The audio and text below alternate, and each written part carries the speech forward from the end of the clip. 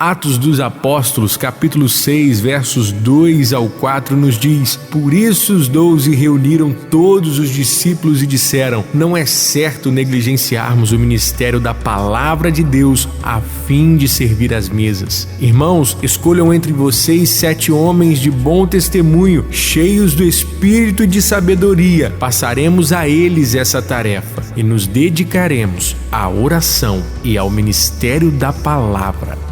A igreja crescia e os apóstolos se viam ocupados com tarefas secundárias ao seu real chamado.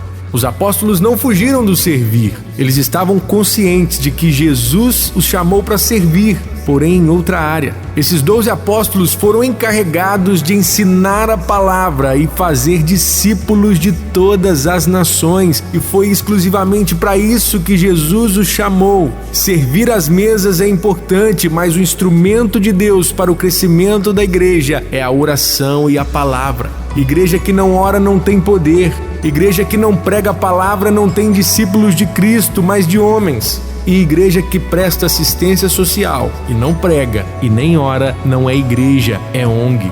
Nenhum dos dois ministérios é superior ao outro. Ambos os ministérios de servir às mesas e o ministério da palavra visam servir a Deus e ao seu povo. Ambos os ministérios exigem pessoas espirituais e cheias do Espírito Santo para exercê-los.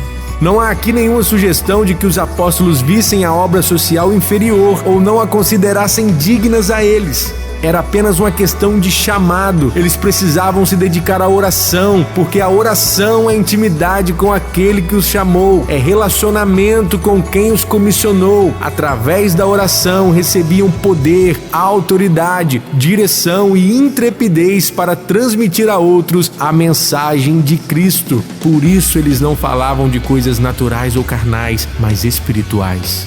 Se não formos homens de oração, a palavra que sairá da nossa boca não terá virtude. Não basta proferir a palavra de Deus, precisamos ser boca de Deus. Não basta carregar o bordão profético, precisamos ter a virtude do Espírito Santo.